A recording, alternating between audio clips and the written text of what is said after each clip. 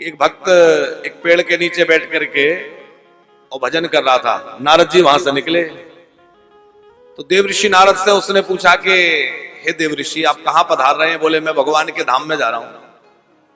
तो बोले भगवान से मेरे लिए इतना पूछ लेना कि भगवान का दर्शन मुझे कब होगा। बोले ठीक है।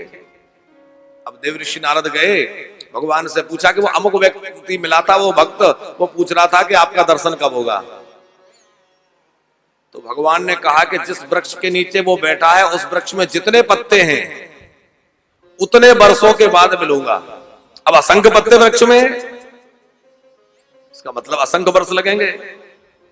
नारद जी लौटते लौटते कहे, बोले इतने वर्षों बाद मिलेंगे।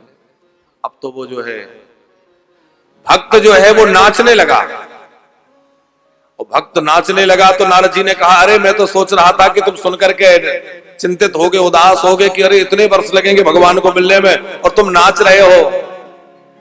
मुझे इस बात की कोई मुझे परवाह नहीं कि कितने वर्षों बाद मिलेंगे। मैं तो इस बात से खुश हूं कि मेरे प्रभु ने कह दिया वो एक दिन मुझे मिलेंगे, तो मिलेंगे तो सही, अब वो कितने वर्ष लगेंगे इसकी क्या फर्क पड़ता है। तो देवऋषि नारद ने क्या देखा कि भगवान सामने आके खड़े हो गए। तो नारद जी ने कहा कि प्रभु आप मुझे भी झूठा बनाएंगे? अरे जब आपको इतना जल्दी आना था तो इतना मुझसे झूठ क्यों बुलवाया?